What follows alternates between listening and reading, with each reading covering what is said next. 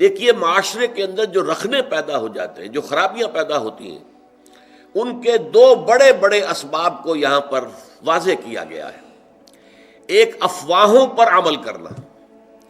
افواہ پھیل گئی، بغیر اس کی تحقیق کیے کوئی اقدام کر دیا، کسی نے آ کر اڑا دیا کہ فلاں قبیلہ جو ہے اس کا لشکر آ رہا ہے حملے کے لیے۔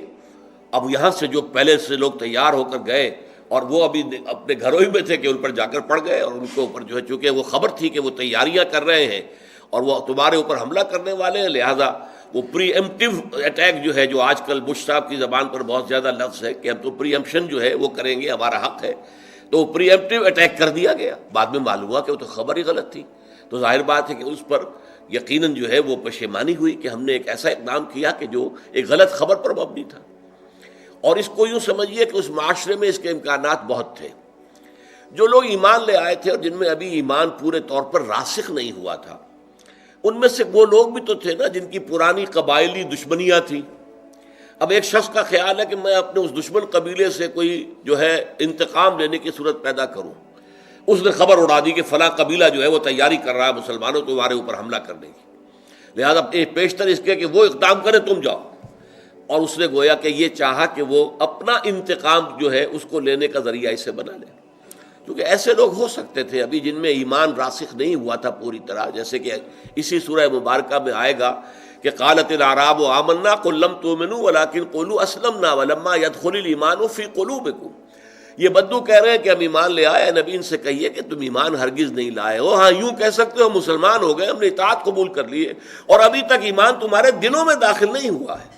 تو جب تک دل میں داخل نہ ہو تو انسان کے اعمال پر اس کا اثر نہیں ہوتا۔ لہذا پہلی بات یہ ہے جس کا سد بات کیا جا رہا ہے کہ افواہوں پر کوئی اقدام نہ کیا جائے۔ یا ایھا الذین آمنوا، دیکھیے میں نے پچھلی مرتبہ عرض کیا تھا کہ یا ایھا الذین آمنوا یہ صیغہ خطاب کا اس سورہ مبارکہ کی 18 آیات میں 5 دفعہ آیا ہے۔ اے ایمان والو، ان جاءکم فاسق بنبأ، اگر آئے تمہارے پاس کوئی فاسق، یعنی اگر تو کوئی متقی، بہت محتاط، راسخ الایمان، راسخ العقیدہ مسلمان خبر لے کر آئے تو اس پر تحقیق کی ضرورت نہیں ہے، لیکن یہ دیکھو خبر لانے والا کون ہے، اور وہ اگر پوری طریقے سے قابل اعتماد نہیں ہے، فاسق و فاجر ہے، پوری طرح ابھی ایمان اس کے دل میں داخل نہیں ہوا ہے جو اس کے اعمال سے ظاہر ہو جاتا ہے۔ ان جاءکم فاسق بنبأ، اگر ابو بکر صدیق کو خبر لائیں گے تو اس پر کوئی تحقیق نہیں کی جائے گی، اس لیے کہ وہ تو الصدیق ہے، ان کے بارے میں کسی جھوٹ کا، کسی غلط بیانی کا کوئی امکان ہی نہیں۔ لیکن ان جاءکم فاسق بنبأ، اگر آئے تمہارے پاس کوئی فاسق، کوئی بڑی خبر لے کر، نبا کہتے ہیں بڑی خبر کو، اہم خبر، فتبینوا، تو تحقیق کر لیا کرو، چھان بین کر لیا کرو، تفتیش کر لیا کرو، ان تصیبوا قوما، مبادا تم جا پڑو کسی قوم پر، کسی قبیلے پر، کسی لوگوں کے اوپر جا کر حملہ کر دو، حملہ آور ہو جاؤ، بے جہالت، لا علمی میں، تمہیں صحیح بات معلوم نہیں تھی، تمہیں غلط فہمی کے اندر مبتلا کر دیا گیا، ایک جھوٹی خبر کے اوپر تم نے اقدام کر دیا، فتصبحوا علی ما فعلتم نادمین، اور پھر جو کچھ تم نے کیا ہے اس پر تمہیں پچھتانا پڑے کہ ہم نے کیا کیا، بڑی غلطی ہوئی ہم سے، ہم نے حملہ کر دیا جبکہ ادھر سے کوئی اس طرح کی اسکیم نہیں تھی، بعد میں تحقیق سے معلوم ہوا کوئی ارادہ نہیں تھا، اور ہم نے یک طرفہ قدم اٹھا دیا، تو کتنی ندامت ہوگی۔ اگر چند لوگ بھی اس میں مارے گئے تو یہ خون ناحق جو ہے قتل ناحق کی شکل بن جائے گی، لہذا پوری طرح تحقیق کر کے اقدام کیا کرو۔ ہاں اس میں جیسا کہ 2 الفاظ ہیں، میں نے آپ کو بتایا، ایک فاسق، یعنی اگر مومن صادق ہے، پوری طریقے سے ایک انسان ہے جس کا پورا ماضی سامنے ہے، اس کا پوری شخصیت جو ہے ہمیں معلوم ہے کہ وہ محتاط آدمی ہے، متقی آدمی ہے، خدا ترس آدمی ہے، اس کی زندگی کے اندر ایمان کے مظاہر موجود ہیں، لہذا اس کی بات ہے تو پھر اس میں تحقیق کی ضرورت نہیں ہے۔ جیسے کہ آپ کو معلوم ہے کہ حضور کے انتقال کے بعد جو جھگڑا شروع ہو گیا تھا کہ انصار مدعی تھے کہ خلافت ہمیں ملنی چاہیے، ہماری وجہ سے اسلام کو غلبہ ہوا، یہ قریش جو تھے، یہ جو آئے تھے، یہ تو بھاگے ہوئے آئے تھے اور وہاں سے مکے سے ان کو نکلنا پڑا تھا، ہم نے مدد کی تھی تو اس سے اسلام کا جھنڈا بلند ہوا۔ اب یہ صورتحال کس قدر آپ سمجھیے کہ سینسٹیو ایشو تھا، کس قدر سینسٹیو ایشو تھا، لیکن یہ ہے کہ ایک حدیث صرف بیان کی ہے حضرت ابو بکر صدیق نے ثقیفہ بنی سعدہ میں آ کر کہ حضور نے فرمایا ہے الائمۃ من قریش، امام قریش میں سے ہوں گے، بس بات ختم۔ کسی نے یہ بھی نہیں پوچھا کہ اے ابو بکر آپ جو کہہ رہے ہیں کوئی اور گواہ ہے آپ کا، یہ حدیث آپ کہہ رہے ہیں تو کوئی اور بھی ہے جس نے یہ حدیث سنی ہو؟ کچھ نے نہیں پوچھا، کیونکہ کہنے والا کون تھا؟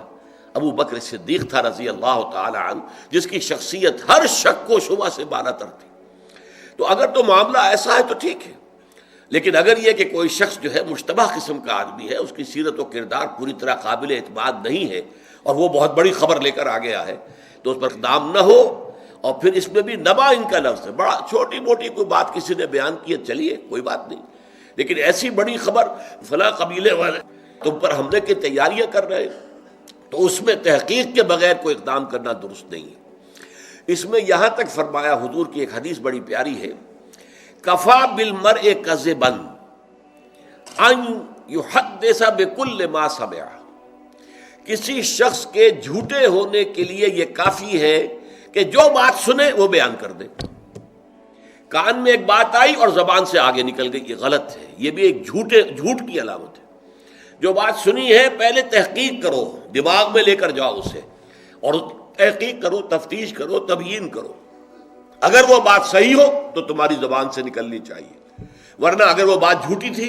تو اس جھوٹ کے پھیلانے میں تم بھی شریک ہو گئے۔ جھوٹ جو ہے وہ مزید آگے جا رہا ہے تمہارے ذریعے سے، لہذا یہ بھی ایک قسم کا جھوٹ ہے، حالانکہ آپ نے جھوٹ بولنے کا ارادہ نہیں کیا ہے، آپ کی نیت جھوٹ بولنے کی نہیں ہے۔ بھئی میں نے یہ سنا ہے، بھئی یہ سنا ہے، اور اسی بنیاد کے اوپر آگے آپ بیان کر رہے ہیں، تو اس سے تو ظاہر بات ہے کہ اگر وہ جھوٹی ہے خبر تو گویا آپ ذریعہ بن رہے ہیں اس کے آگے پھیلانے کا۔ لہذا اس کے اوپر یہاں تک اس کو یعنی روکنے کے لیے انداز یہ اختیار کیا گیا کہ یہ بھی جھوٹ ہے۔ کفا بالمرء کذبا، کسی شخص کے جھوٹے ہونے کے لیے یہ بات کفایت کرتی ہے، ان یحدث بکل ما سمع، کہ وہ بیان کر دے ہر وہ شے جو اس نے سنی ہو، یعنی اس میں تحقیق اور تفتیش سے کام نہ لے۔